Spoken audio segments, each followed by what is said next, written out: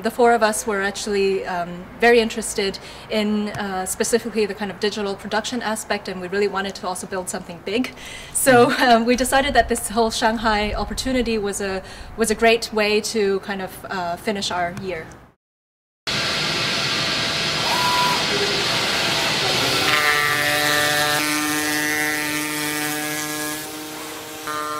I definitely think that there is, in a way, a kind of return to making within architecture, that there is a kind of closeness now between production and the kind of fabrication industries, as well as architects that are working in an office. It's no longer a kind of separated process, but really something that's much closely combined, because now that we have these kinds of technologies, we also have the knowledge of talking to the people that are working in these factories, that are producing things. And obviously right now we're making a prototype out of cardboard, which may not be used in everyday architecture, but you can apply the same techniques and the same knowledge also to thinking about how facade systems might be produced, how windows might be produced. All of these things that are usually in a kind of factory production process is something that we as architects can now affect in terms of the actual production line.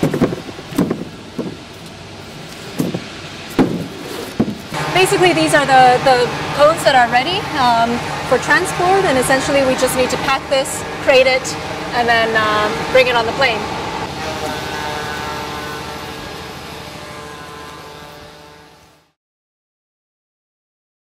In our design concepts, we have a structure that is built out of cones. We choose cones for different reasons, because they can be nested in the production process and also in the transport process.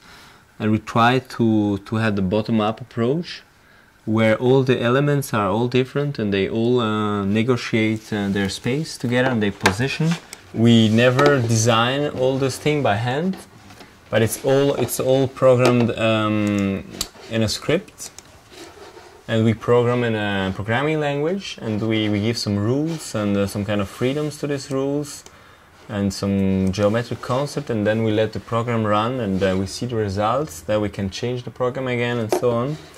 And this is a little different kind of approach for the design process as traditional handmade design process. So, quite some years ago, you have the kind of master builder, where the architect designs something, then hands it over, and then the people just construct it. And now it's actually, the whole process is much more collaborative. There's not such a hierarchy, maybe, but the idea of the architect is then somebody who's more, I guess, a coordinator. Maybe somebody that's more like a conductor of an orchestra, that brings together all of these experts and tries to get then these complex projects through. And I think that in that sense, it's not just about being a designer that has an eye, but it's also being an editor. It's being somebody that's a consultant, somebody that's actually also able to comment on all of these different industries that play into the actual production of this architecture.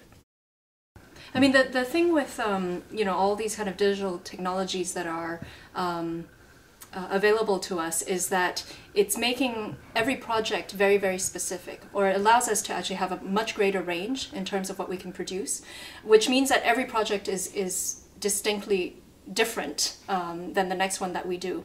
And in that sense, let's say our expertise is no longer about the specifics of, let's say, drawing every single detail, but more in terms of being able to, again, combine all of these different techniques to then move forward into producing a product in the end. The industry is changing really quite dramatically in many different aspects, and I think that what we're doing here is one track. And I would not say that this is the only way that the architecture industry is changing, or the only kind of possibilities for the future, but it's definitely something that's going to be quite dominant.